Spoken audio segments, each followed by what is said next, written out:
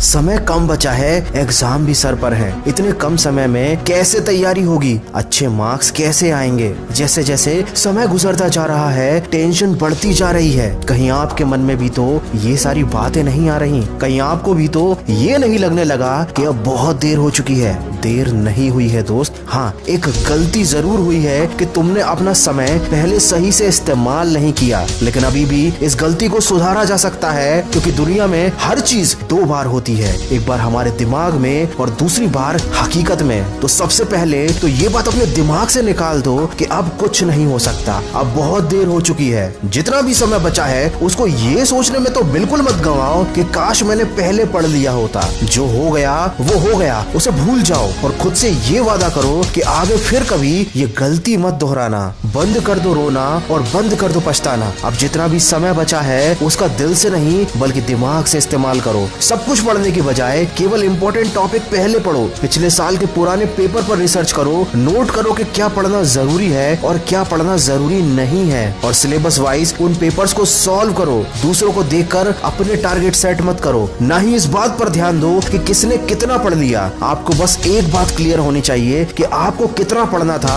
और आपने कितना पढ़ लिया। अगर पढ़ते समय नींद आए तो 5 मिनट के लिए घर की छत पर टहलने चले जाना और अपनी किताब जरूर साथ में ले जाना। मैं 100% गारंटी देता हूँ कि नींद भाग जाएगी। आप जिस भी टॉपिक पर कंफ्यूज हो रहे हैं उसको टिक करके अलग रख लीजिए। जब आपकी पढ़ाई खत्म हो जाए तो इस टॉपिक को इंटरनेट पर या अपने किसी बड़े भाई बहन या दोस्त से पूछ लीजिए, लेकिन उस टॉपिक के बारे में सोच सोच कर अपना टाइम बिल्कुल भी खराब ना करें। एग्जाम हॉल में जाने से पहले अपने किसी भी दोस्त से किसी भी टॉपिक को लेकर डिस्कस ना करें, ना ही खुद को जज करें, क्योंकि यहाँ आपका कॉन्फिडेंस लेवल गिर सकता है या आप कंफ्यूज भी हो सकते हैं। जैसे मोबाइल पर गेम खेलते समय जब तक गेम कंप्लीट नहीं हो जाता सारा ध्यान, सारी इच्छा शक्ति और सारा फोकस उसी गेम पर रहता है, वैसे ही ध्यान और वैसे ही फोकस अब पढ़ाई में लगाना है। चाहे नींद आए या तूफान आ जाए, नजरें किताब से हटनी नहीं चाहिए। लाखों में एक बंदा IAS बनता है, हजारों में एक बंदा अच्छी बॉडी बना पाता है, क्योंकि ये लोग दर्द सहते हैं, तकलीफ सहते हैं। इनका फोकस अपने लक्ष्य से नहीं हटता, इनका ध्यान